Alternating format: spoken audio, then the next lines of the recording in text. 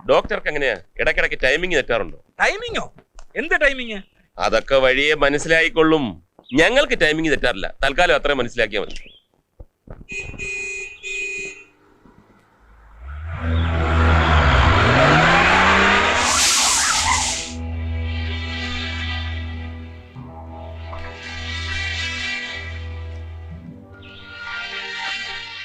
ഞങ്ങളോട് സംസാരിച്ചോലൊന്നും അദ്ദേഹത്തോട് കയറി സംസാരിച്ചു കളയരുത്. ആളാരാണെന്ന് അറിയുവോ?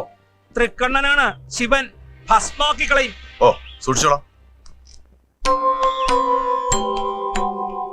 ഇപ്പോഴാണ് ശ്വാസം വീണ്. ഞാൻ എത്തിയില്ല, പിന്നെന്തിനാ ശ്വാസം മുട്ടുന്നത്? അതാണ് CBI-യിലെ ആളെയൊക്കെ മനസ്സിലായി.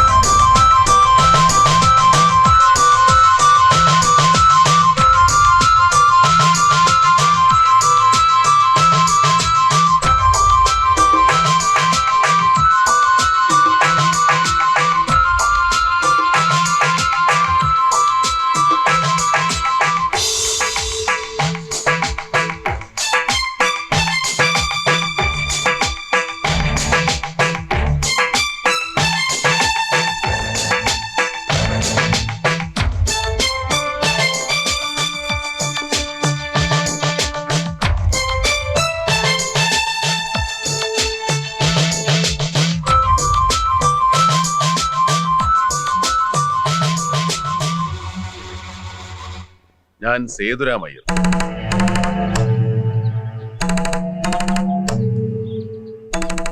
ഇവരെ നിർബന്ധിച്ചിട്ടല്ല ഞാൻ വന്നത്.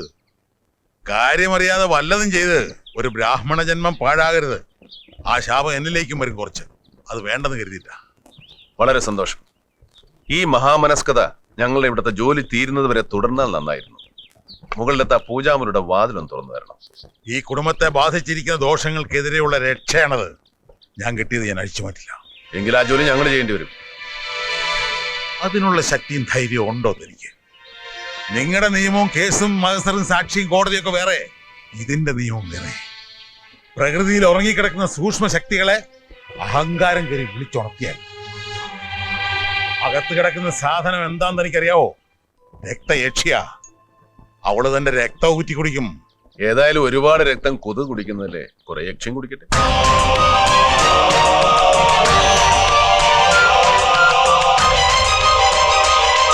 ഇതിന്റെ നിയമം കുറെയൊക്കെ ഞാനും മനസ്സിലാക്കിയിട്ടുണ്ട്. മനസ്സിലാക്കിയാൽ മാത്രം പോരാ, നേരിടാനുള്ള പ്രതിരോധ ശക്തി, അറിവ്, വിദ്യ ഇതൊക്കെ ഉണ്ടോ കയ്യില്? അല്പമൊക്കെ അറിവ് ആർക്കും ഉണ്ടാവില്ലേ? എന്തൊക്കെ അറിയാം? അതെങ്ങനെയാ പറയാ? ഒന്ന് രണ്ട് ചോദ്യങ്ങൾ ചോദിച്ചാൽ അറിയാവുന്നതാണെങ്കിൽ മറുപടി പറയാം. ബ്രാഹ്മണനല്ലേ, അവിടുന്ന് തുടങ്ങാം.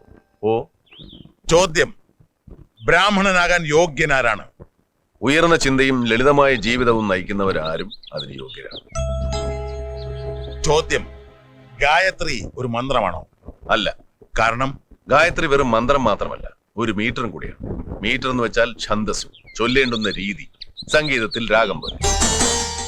ഗായത്രി എന്ന ഛന്ദസിൽ ചൊല്ലാവുന്ന മന്ത്രങ്ങൾ വേറെയുണ്ട്. ഏതും ചൊല്ലേണ്ടുന്ന രീതിയിൽ ചൊല്ലിയാൽ പൂർണ്ണ ഫലം കിട്ടും. നല്ലവണ്ണം വരുത്തനെ ഭഗവാനെ എന്നൊരാൾ പ്രാർത്ഥിച്ചു. അതിൽ നല്ലവണ്ണം ഒന്ന് അമർത്തി ചൊല്ലിയപ്പോ അയാൾക്ക് വണ്ണം കൂടി.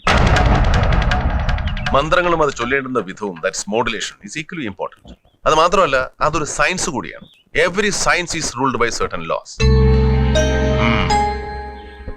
ചോദ്യം: സൂര്യൻ ഉദിക്കുന്നത് കിഴക്ക് അല്ല.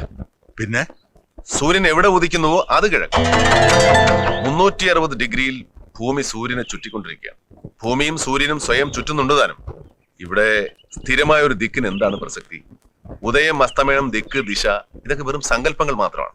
ദൈനംദിന ജീവിതത്തിലെ സമയാസമയങ്ങൾ തീർച്ചപ്പെടുത്താനുള്ള ഒരു കണക്ക്. വ്യാവഹാരിക സത്യം എന്ന് പറയും, ഹൈപ്പോതെസിസ്. അവസാനത്തെ ചോദ്യം: പഞ്ചഭൂതങ്ങളിൽ അഗ്നി, ആകാശം, ഭൂമി, വായു, ജലം, ഇതിൽ പ്രാധാന്യം അഗ്നിക്കാണെന്ന് പറയുന്നു. കാരണം? അഗ്നി പ്രകാശമാണ്. പ്രകാശമാണ് എല്ലാത്തിന്റെയും സാക്ഷി. പ്രകാശമാണ് ഊർജം. ഊർജമാണ് ജീവന്റെ ആധാരം. അത് അഗ്നിക്കുള്ള വിശേഷണങ്ങൾ. ഞാൻ ചോദിച്ചത് മറ്റു ഭൂതങ്ങളിൽ നിന്ന് അഗ്നിക്ക് മാത്രമായിട്ടുള്ള പ്രത്യേകത എന്താണെന്നാണ്, വ്യത്യാസം എന്താണെന്നാണ്. എളുപ്പമല്ല അതിനുത്തരം. തോൽവി സമ്മതിക്കാം.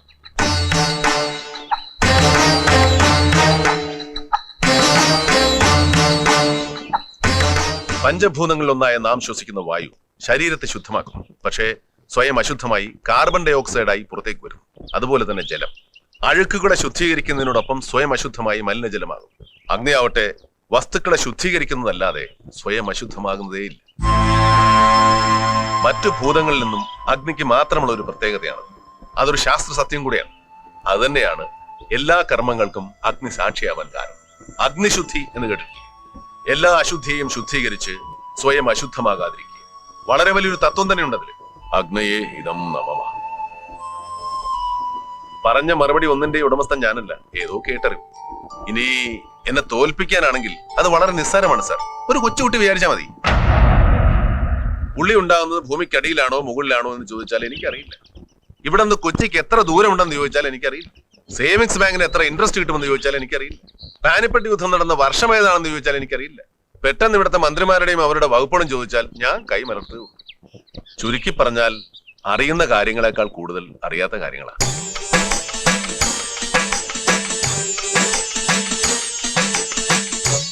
അറിവുള്ളവർ എങ്ങനെയായിരിക്കുമെന്ന് പറഞ്ഞില്ല, കാണിച്ചു. വലിയൊരു ഷോക്കാണ് നിങ്ങൾ എനിക്ക് തന്നത്. എന്തൊക്കെയോ ഉള്ളിൽ നിന്ന് കൊഴിഞ്ഞു പോയ പോലൊരു തോന്നല്.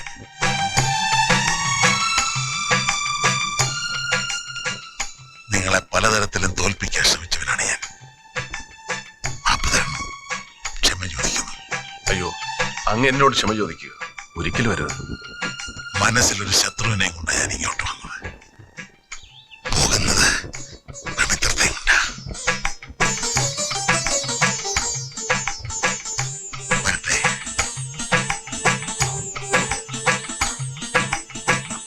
ഇയാളെ വിശ്വസിക്കാം. ഇയാളുടെ പക്കൽ വിജ്ഞാനമുണ്ട്, അത് പ്രയോഗിക്കാനുള്ള വിദ്യയുണ്ട്.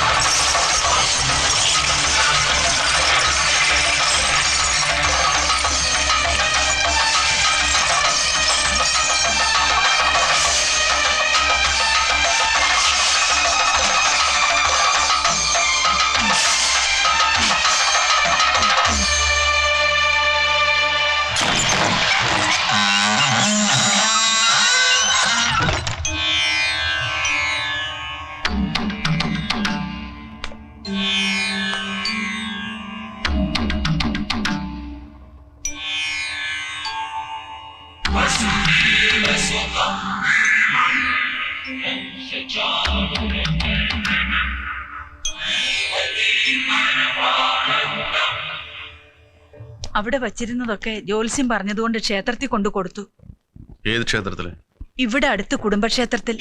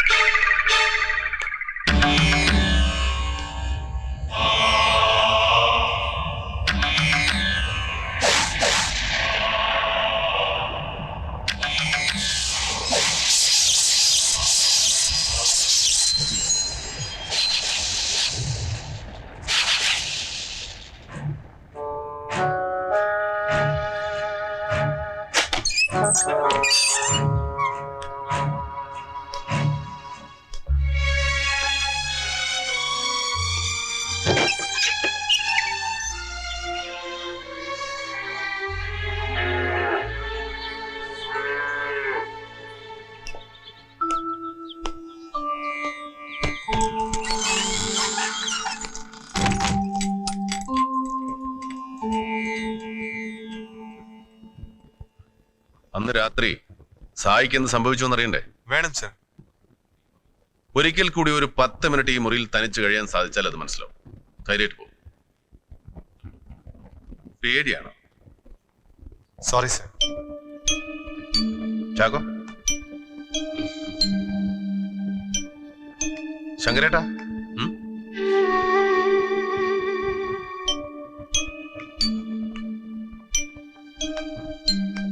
Doctor, are you ready?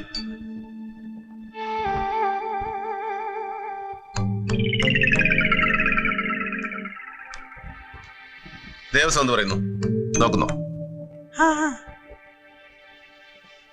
അപ്പൊ ഒരു 10 മിനിറ്റ് നേരം ആ മുറിയിൽ ഒറ്റയ്ക്കിരിക്കാൻ ധൈര്യമുള്ളവരാരും ഈ കൂട്ടത്തിലില്ല.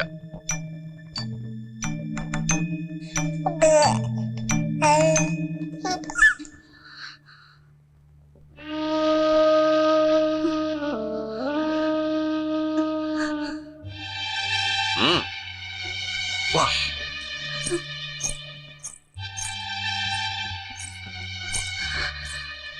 ആ കുഞ്ഞിനെന്ത് ധൈര്യമാ കുടുംബ കൂടെ.